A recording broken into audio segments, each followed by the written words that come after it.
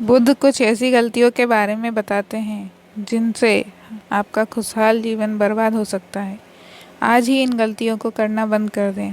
जानते हैं क्या हैं वो गलतियाँ? कई बार हम सामने वाले की नज़रों में खुद को बुद्धिमान दिखाने के लिए भी सलाह देने लगते हैं, फिर चाहे सामने वाले को आपके सलाह की ज़रूरत रहे या नहीं।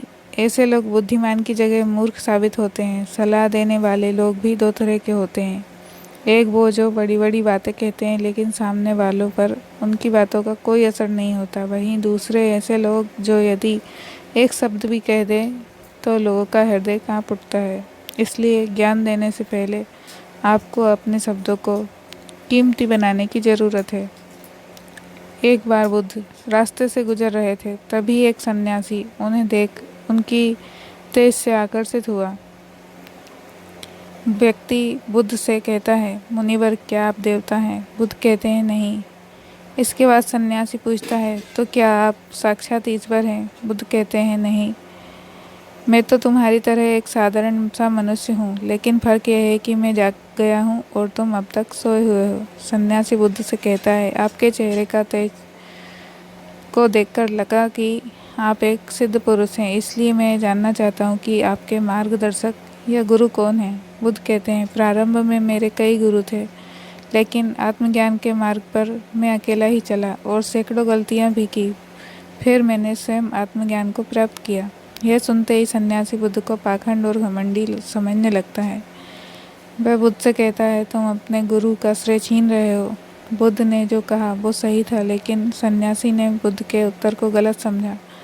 इसके बाद बुद्ध ने उस सन्यासी से एक शब्द भी नहीं कहा, क्योंकि बुद्ध सन्यासी को समझाने के लिए अपनी ऊर्जा और समय को बर्बाद नहीं करना चाहते थे।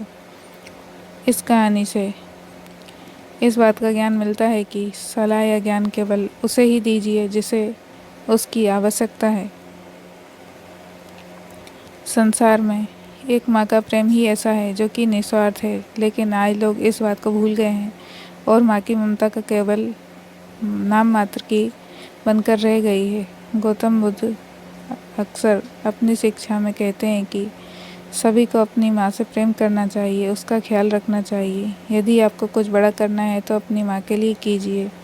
उन्हें ऐसा जीवन दीजिए जिसकी वो हकदार हैं। बता दें कि गौतम बुद्ध की माँ का नाम महामाया था, लेकिन बुद्ध को जन्म देने के हफ्ते भर में ही उनकी मृत्यु हो गई। इसके बाद बुद्ध की मौसी रानी प्रजापति ने उनका लालन पालन किया। जीवन के दो पहलू हैं, एक उन्नति और एक विनाश। इसलिए या तो आप उन्नति करेंगे या विनाश की ओर आगे बढ़ते जाएंगे। इसलिए जो चीज़ आपके भविष्य में बाधक है उन्हें धीरे धीरे त्यागने की कोशिश करें और इसकी शुरुआत आज से ही कर दें। इस तरह से आप अपने जीवन में सकारात्मक बदलाव पाएंगे।